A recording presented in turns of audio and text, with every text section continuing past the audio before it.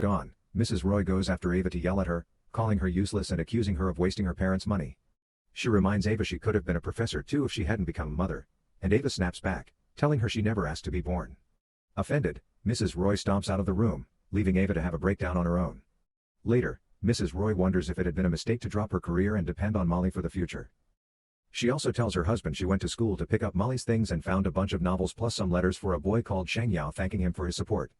She didn't know about any of these things, and Mrs. Roy feels like she didn't know her daughter. She also points out that Molly was very smart, and she couldn't understand how she could do something so incredibly stupid. Mrs. Roy questions whether she was being too reckless when Mr. Roy interrupts and says the opposite. She was being overly concerned.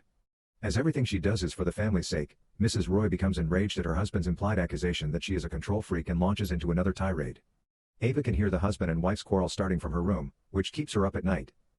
Ava then starts to recall another awful night she experienced a few weeks prior.